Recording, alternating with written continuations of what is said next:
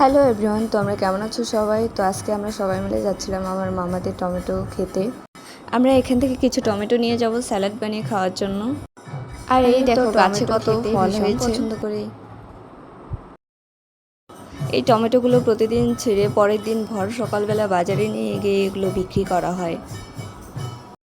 আর এই ব্যাগটা দেখেছো কত বড় ব্যাগ? এই ব্যাগের মধ্যে আমি সহ ঢুকে যাব। এরপর আমরা মামাকে একটু সাহায্য করে দিলাম টমেটো ছিঁড়ে।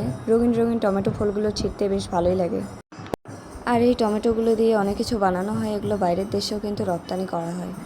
যেমন ধরো টমেটো সস আমরা অনেক খাবারই ইউজ করে থাকি।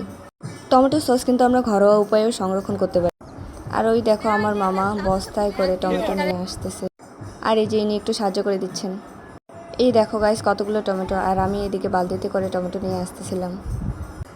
বস্তায় করে নিয়ে আসার মতো আমার এনার্জি নেই, এই জন্য এগুলো বালতিতে করে নিয়ে আসলাম। আর এখানে এনে এগুলো ভ্যানের মধ্যে ঢেলে দিচ্ছি, এরপর ভ্যানে করে এগুলো নিয়ে যাওয়া হবে। এখন এগুলো আমরা বাসায় নিয়ে যাব, কারণ এক ভ্যান ভর্তি হয়ে গেছে। আর এগুলো টমেটোগুলো আমি ঠিক করে দিচ্ছিলাম। এবার আমার মামা ভ্যানে করে টমেটোগুলো বাসায় নিয়ে যাচ্ছে, আর আমরা পিছন থেকে ঠেলতেছিলাম। প্রচণ্ড রোদ গরমের মধ্যেই কাজগুলো করা কিন্তু অনেক কষ্টকর। এই যে আমরা নিয়ে আসছি, এখন এগুলো আমরা এখানে ঢালবো। টমেটোগুলো দেখতে কিন্তু অনেক ভালোই লাগে, আর এগুলো এখন আমরা ঢেলে দেব। তো এখন আমরা টমেটো স্যালাডের জন্য টমেটোগুলো বেশ ভালো করে ধুয়ে নেব। টমেটোর সাথে শসা দুটোই মিক্সড করে আমরা স্যালাডটি বানাবো। আমরা এখন টমেটো কাটা শুরু করে দিয়েছি। আসলে আমরা আজকে সারাদিন কী করছি সেগুলো সব কিছু এই ভ্লগের মাধ্যমে দেখতে পাবেন।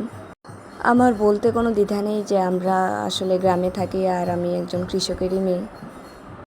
গ্রামে থাকলে আসলে ফ্রেশ খাবার খাওয়া যায়। আর এই যে এখন আমাদের স্যালাড প্রায় রেডি। আর এই যে তেল দেওয়ার পর এখন আমরা মেখে এগুলো খাবো।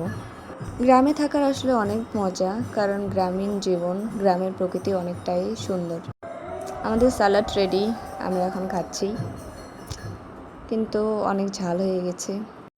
সো ঠিকই আছে, ঝাল ছাড়া মজাও লাগে না।